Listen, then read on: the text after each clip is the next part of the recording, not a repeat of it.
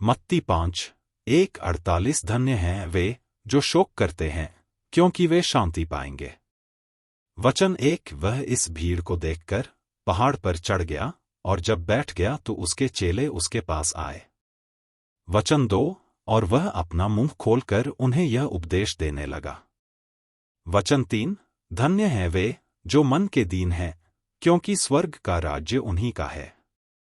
वचन 4 धन्य हैं वे जो शोक करते हैं, क्योंकि वे शांति पाएंगे। वचन 5 धन्य हैं वे जो नम्र हैं, क्योंकि वे पृथ्वी के अधिकारी होंगे। वचन 6 धन्य हैं वे जो धर्म के भूखे और प्यासे हैं, क्योंकि वे तृप्त किए जाएंगे। वचन 7 धन्य हैं वे जो दयावंत हैं, क्योंकि उन पर दया की जाएगी। वचन 8 धन्य हैं वे जिनके मन शुद्ध हैं, क्योंकि वे परमेश्वर को देखेंगे। वचन 9 धन्य हैं वे जो मेल करवाने वाले हैं, क्योंकि वे परमेश्वर के पुत्र कहलाएंगे। वचन 10 धन्य हैं वे जो धर्म के कारण सताए जाते हैं, क्योंकि स्वर्ग का राज्य उन्हीं का है। वचन 11 धन्य हो तुम जब मनुष्य मेरे कारण तुम्हारी निंदा करें और सताएं और झूठ बोल बोल कर तुम्हारो विरोध में सब प्रकार की बुरी बात कहें। वचन 12 आनंदित और मगन होना, क्योंकि तुम्हारे लिए स्वर्ग में बड़ा फल है, इसलिए कि उन्होंने उन भविष्यद्वक्ताओं को जो तुमसे पहले थे इसी रीति से सताया था। वचन 13 तुम पृथ्वी के नमक हो, परंतु यदि नमक का स्वाद बिगड़ जाए तो वह फिर किस वस्तु से नमकीन किया जाएगा? फिर वह किसी काम का नहीं, केवल इसके कि बाहर फेंका जाए और मनुष्यों के पैरों तले रौंदा जाए।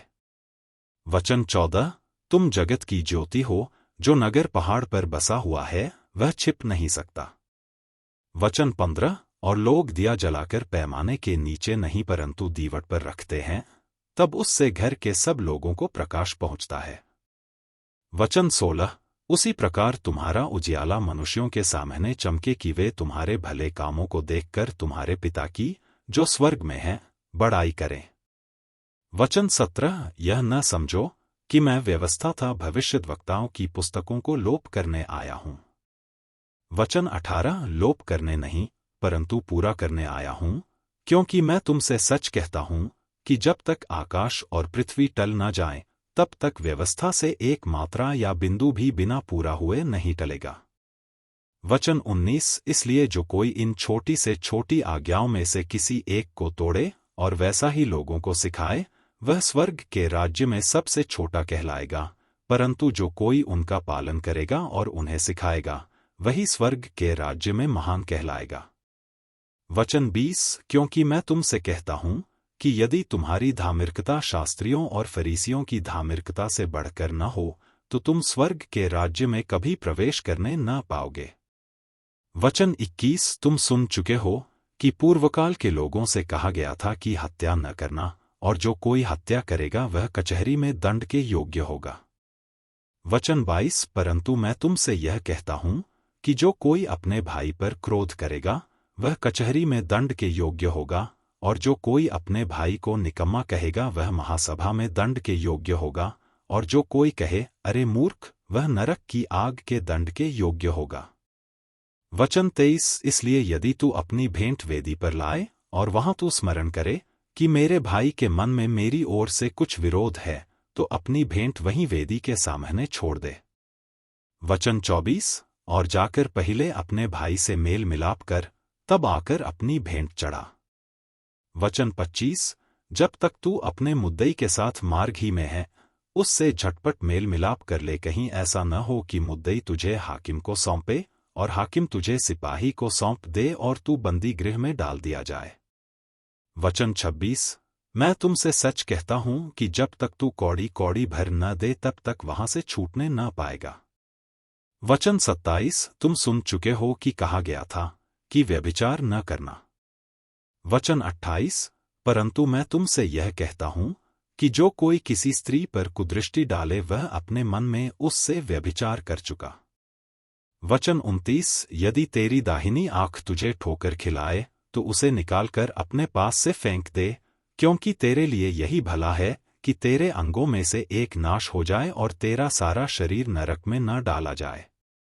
वचन 30, और यदि तेरा दाहिना हाथ तुझे ठोकर खिलाए तो उसको काटकर अपने पास से फेंक दे, क्योंकि तेरे लिए यही भला है कि तेरे अंगों में से एक नाश हो जाए और तेरा सारा शरीर नरक में न डाला जाए। वचन 31, यह भी कहा गया था कि जो कोई अपनी पत्नी को त्याग दे तो उसे त्यागपत्र दे। वचन 32, परंतु मैं तुमसे यह कहता हूं कि जो कोई अपनी पत्नी को व्यभिचार के सिवा किसी और कारण से छोड़ दे तो वह उससे व्यभिचार करवाता है, और जो कोई उस त्यागी हुई से ब्याह करे वह व्यभिचार करता है।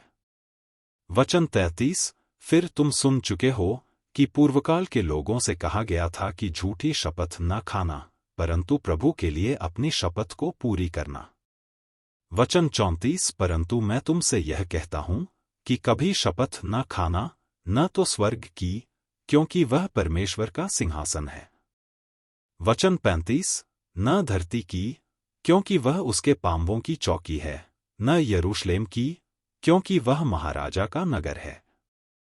वचन 36, अपने सिर की भी शपथ न खाना, क्योंकि तू एक बाल को भी न उजला न काला कर सकता है। वचन 37, परंतु तुम्हारी बात हाँ की हाँ या नहीं की नहीं हो, क्योंकि जो कुछ इससे अधिक होता है वह बुराई से होता है। वचन 38, तुम सुन चुके हो कि कहा गया था कि आंख के बदले आंख और दांत के बदले दांत। वचन 39, परंतु मैं तुमसे यह कहता हूं कि बुरे का सामना न करना, परंतु जो कोई तेरे दाहिने गाल पर थप्पड़ मारे उसकी ओर दूसरा भी फेर दे। वचन 40, और यदि कोई तुझ पर नालिश करके तेरा कुर्ता लेना चाहे तो उसे दोहर भी ले लेने दे। वचन 41, और जो कोई तुझे कोस भर बेगार में ले जाए तो उसके साथ 2 कोस चला जा। वचन 42, जो कोई तुझ से मांगे उसे दे, और जो तुझ से उधार लेना चाहे उससे मुंह न मोड़। वचन 43, तुम सुन चुके हो कि कहा गया था कि अपने पड़ोसी से प्रेम रखना और अपने बैरी से बैर। वचन 44, परंतु मैं तुमसे यह कहता हूं कि अपने बैरियों से प्रेम रखो और अपने सताने वालों के लिए प्रार्थना करो। वचन 45, जिससे तुम अपने स्वर्गीय पिता की संतान ठहरोगे, क्योंकि वह भलों और बुरों दोनों पर अपना सूर्य उदय करता है और धर्मियों और अधर्मियों दोनों पर मेघ बरसाता है। वचन 46, क्योंकि यदि तुम अपने प्रेम रखने वालों ही से प्रेम रखो तो तुम्हारे लिए क्या फल होगा? क्या महसूल लेने वाले भी ऐसा ही नहीं करते?